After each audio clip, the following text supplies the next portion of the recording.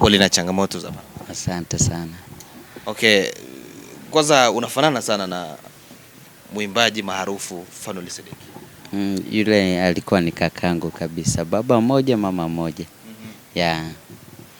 Ni kaka wa kwanza. Yeye kwa kuzaliwa kwenye familia ni mtoto wa pili. Alianza dada yetu, yeye akawa wa pili. Yeah, na mimi hapa ni kama mtoto wa 7 hivi. Tulikuwa jumla 9. Ila sasa hivi tumebaki 8. Yeah. Sawa bwana, umekuja hapa kikubwa zaidi kama ulivyotujuza awali ni changamoto ya figo. Kwanza changamoto hili ilianza vipi na ilikuwa ni mwaka gani? Hii changamoto ya figo, kwanza kwa changamoto ya kwanza kabisa nilipata issue ya sukari. Mwaka ule marehemu kakangu alivyofariki 2009 mwezi wa kwanza, mimi mwezi wa 8 nilipata hii changamoto. Baada ya hapo nimeendelea na hayo maisha, nimeishi kwa maisha ya kuchoma sindano kila siku kuanzia mwaka na miaka 16 17 nachoma sindano za insulin. Kila siku asubuhi, jioni mpaka muda unavyoongea. Mwaka 2023 nilipata changamoto ile za saini za kwanza za figo kufeli. Ilipofika 2024 saini mojawapo ikiwa ni kujaa mwili unajaa maji. Ni vitu vingi. Muda mwingine unaona kama unapoteza appetite ya kula, unasema labda ni maisha ya kawaida, labda upendi ni nini. Yaani kumbe ni moja ya dalili zilikuwa zikinyemelea. Baadaye 2023 mwishoni nilivyocheck nikajikuta pressure nayo imeingia iko 210 kwa 140. Ilikuwa ni kitu cha kushangaza sana. Nilivyoenda hospitalini wataalamu wakakuta nina hiyo shida. Lakini baada ya hapo niliwiwa kuanza kuangalia ufanyaji wa kazi wa figo zangu kwa kupima kitu kinaitwa renal function test.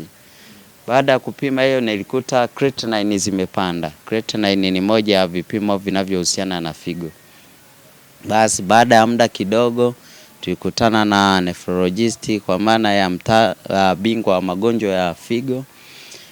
Ndipo nilivyoendelea kuhudhuria kliniki zake. Baadaye ikaonekana kwamba figo zimeshashindwa kabisa na kiwango ya figo zote, na ingekuwa ni figo moja maisha yangeendelea kama kawaida. Ndio maana hata katika upandikizaji tunapewa moja.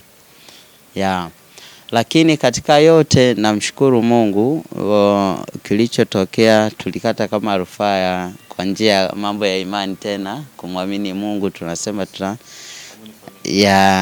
ya kiimani zaidi. Lakini tulipofika hapo kujikanseli na nini, kujua ukuu wa Mungu, hakuacha hospitali zisiwepo, ziko kwa sababu maalum pia. Labda mpaka sasa hivi labda kuna kiasi chochote labda umepita huko ukakipata na Watanzania pia unawaambia nini? Kipo kiasi, lakini bado niko chini sana. Maana ukizingatia hata hiyo chini sana, ninavyoendelea kusubiri kijae na nini, ndio ninavyozidi kupunguza huko. Maana unavyoomba kwamba usaidike hapa ni mojawapo na hizi zingine za dialysis, mambo mengine unavyokuwa hizi huduma zote unazozifanya katikati mwa dialysis zinahitaji pesa. Lakini tunajua Fanuel Sedeki alikuwa ni mwimbaji mashuhuri wa nyimbo za Injili. Kuna namna yoyote unamkumbuka, labda unasema labda kaka angekuepo muda huu, kuna namna yoyote angeweza kunisaidia kwa kiasi fulani? Kama mwanadamu lazima hayo maswali yawepo. Ni lazima, kwa sababu nakumbuka kaka ameondoka, yeye ndo alikuwa tegemezi kwa wenye familia. Mimi mwenyewe nilikuwa bado mwanafunzi nasoma, nilikuwa nategemea yeye ndo anilipie ada na nini. Mambo ni mengi. Hata sasa hivi ninavyoona wengine wanasaidika, kuna sometimes tunasema kaka angekuepo, ili ingechukua muda mfupi sana ili liweze kutimia. Lakini bado mapenzi ya Mungu yapo. Kaka hakuondoka na Watanzania wote, hakuondoka na dunia. Marafiki zake wengine bado wapo, ndugu zake, watu waliofanya naye kazi, wengi wapenzi wake wa muziki na nini bado wapo. Watanzania wenzangu, Kwa unyenyekevu mkubwa sana nakuja mbele zenu nikiomba msaada wa hali na mali. Haya nimeongea sio ni hadithi, ni halisi kwenye maisha yangu. Siyaongei kwamba naongea mnifanyeje, ni hali ambayo ni halisia naipata kwenye maisha yangu. Nikisema kwamba nasikia njaa lakini siwezi kula, ni kweli, ila ni kulingana na hii hali ambayo naipitia. Nategemea nikipata hiki ninachokiomba kwenu kwa wakati, nitakuwa mnanipunguzia maumivu makubwa mno. Mojawapo ni hii shida unaona na sweti itaondoka. Hii hali ya kushindwa kula itaondoka.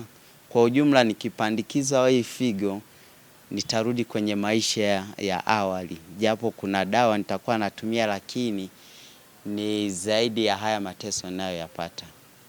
Nitawashukuru sana kwa mwenye chochote. Si limit yeyote kwamba uwe lazima uwe na kiasi fulani. Moyo wako utakachoamua wewe kunisaidia. Nitakushukuru sana sana. Kupitia namba ya simu ambayo ukituma ni kwa jina la Gadi Sedekia, ni 0765 11 35 86.